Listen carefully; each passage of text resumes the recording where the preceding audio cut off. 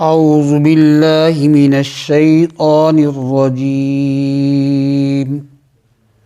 بسم الله الرحمن الرحيم.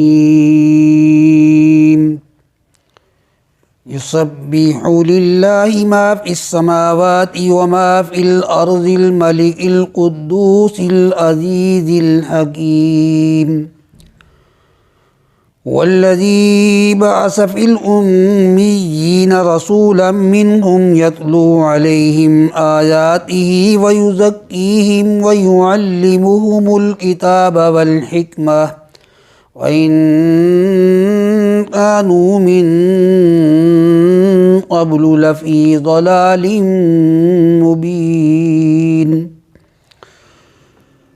وآخرين منهم لما يلحقوا بهم وهو العزيز الحكيم.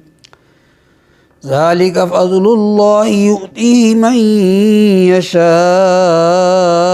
والله ذو الفضل العظيم.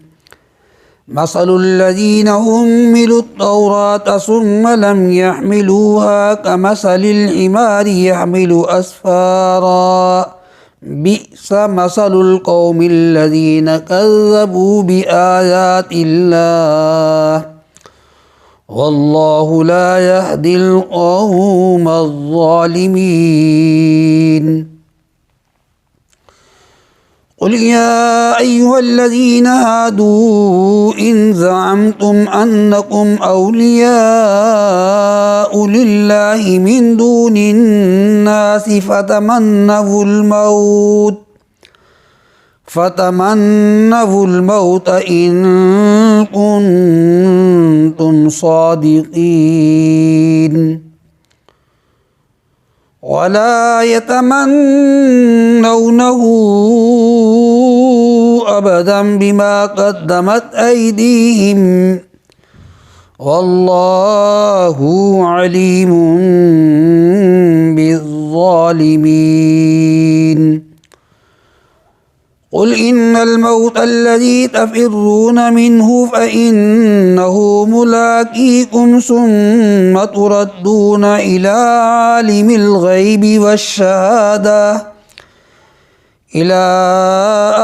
الغيب والشهادة فينبئكم بما كنتم تعملون.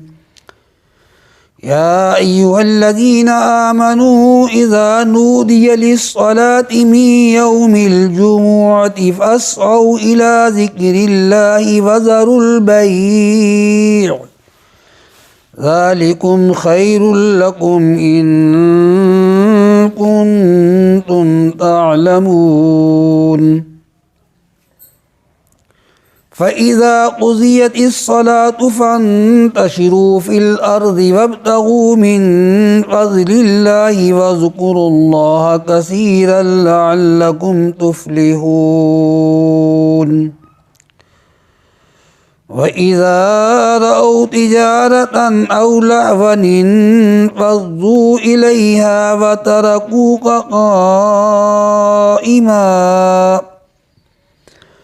قل ما عند الله خير من اللهو ومن التجارة والله خير الرازقين. صدق الله العظيم.